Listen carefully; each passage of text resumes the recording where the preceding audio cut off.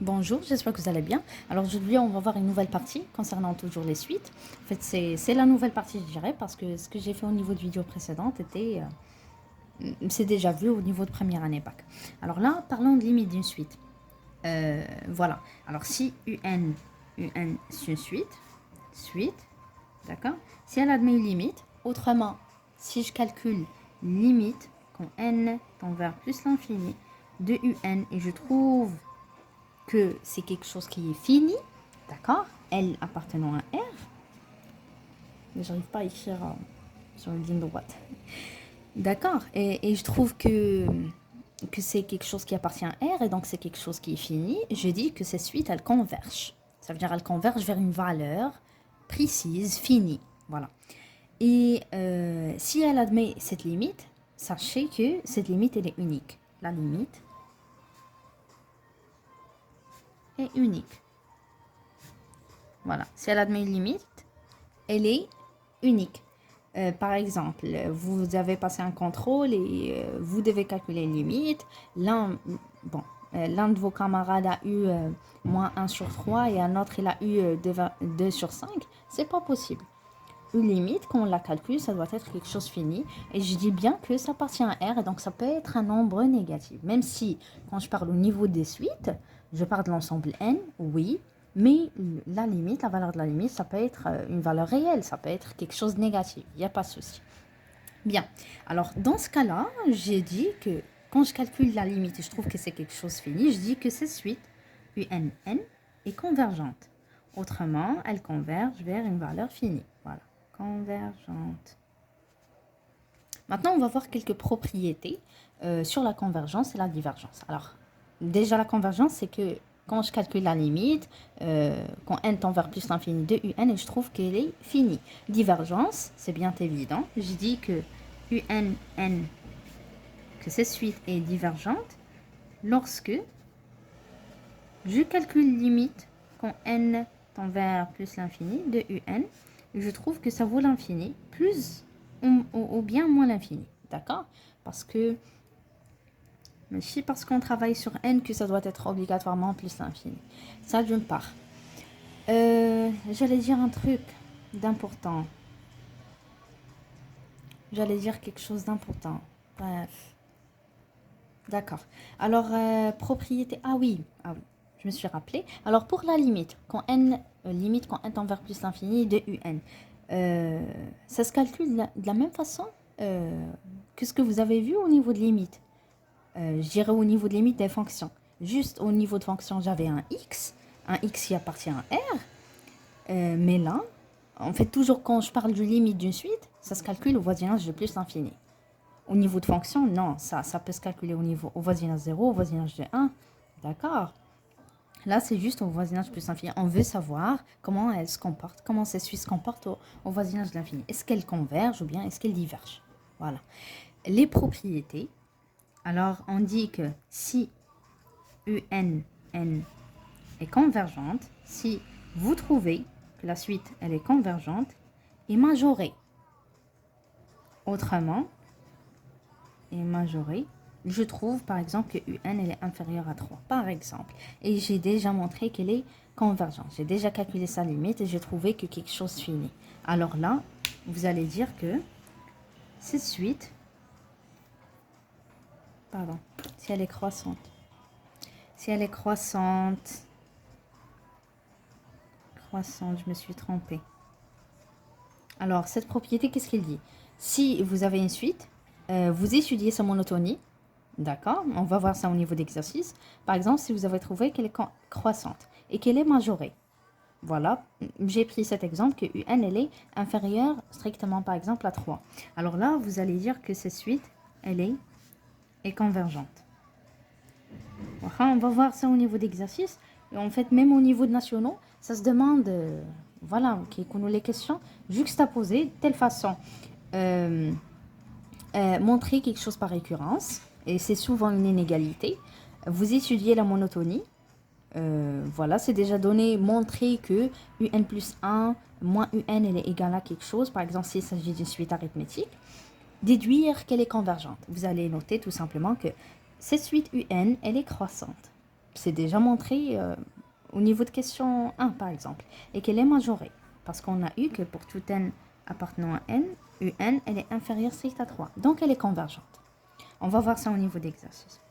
La deuxième propriété, c'est que si UNN est décroissante, d'accord, et minorée, vous allez dire que UNN est aussi convergente. Alors, quand est-ce qu'on parle de convergence? Si elle est croissante, elle doit être majorée. Si elle est décroissante, elle doit être minorée. Dans les deux cas, on a la convergence. La divergence, on en parle quand on calcule la limite. Comme je vous ai dit ici, on calcule la limite, on trouve que ça vaut l'infini, je dis qu'elle est divergente. D'accord? Voilà. Quoi encore? Oui, il y a ce qu'on appelle le théorème de gendarme. Ça, c'est très, très important. C'est très important, vous allez utiliser, je dirais, théorème de gendarme.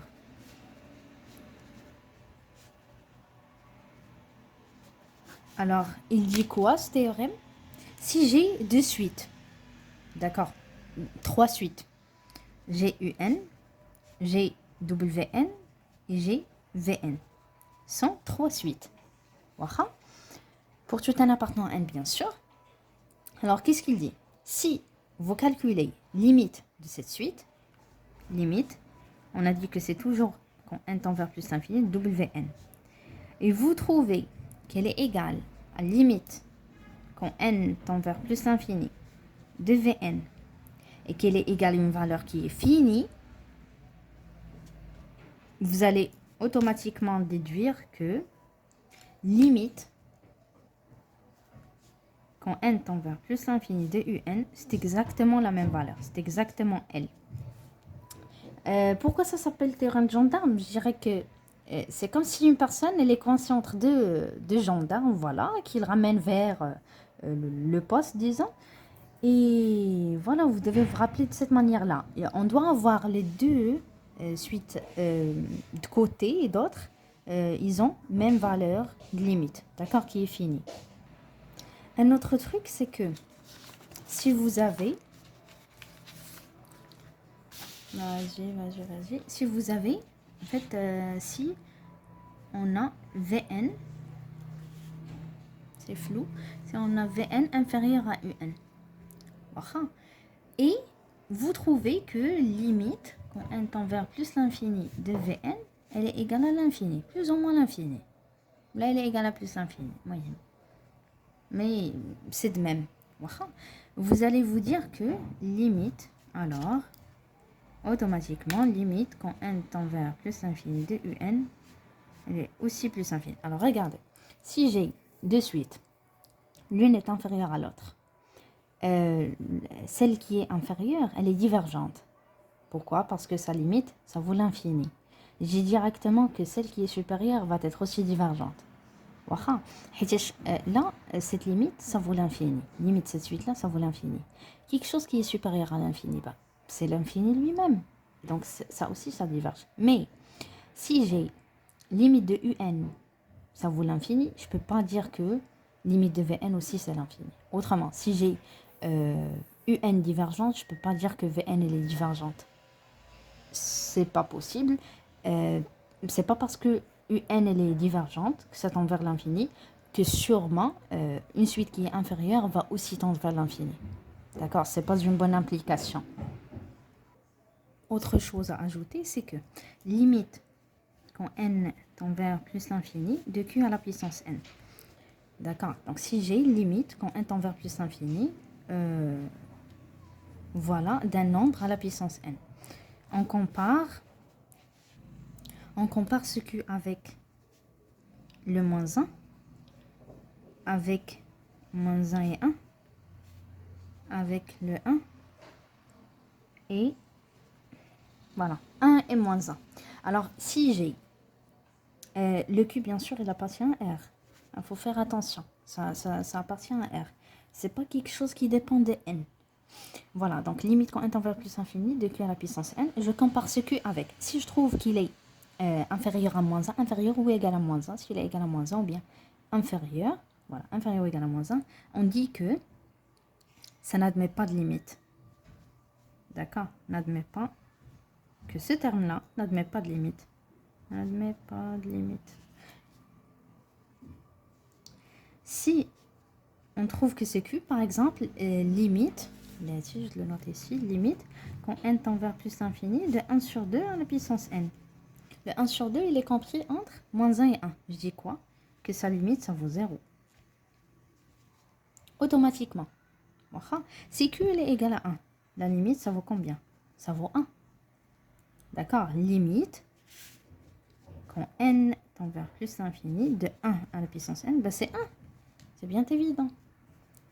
Quoi encore? Si q il est supérieur strictement à 1, ben c'est plus l'infini. D'accord? Si je rencontre limite quand n tend vers plus l'infini de 3 sur 2 à la puissance n. Je dis que, parce qu'il faut justifier toujours au niveau de vos réponses, au niveau de nationaux, comme, voilà, comme raisonnement, vous devez toujours justifier ce que vous êtes en train de faire. Alors, je dis que cette limite, ça vaut plus l'infini, car cette raison, 3 sur 2, elle est supérieure strictement à 1. Voilà, je vais m'arrêter parce que c'est déjà long et on se reverra au niveau d'exercice, Inch'Allah. Bon courage.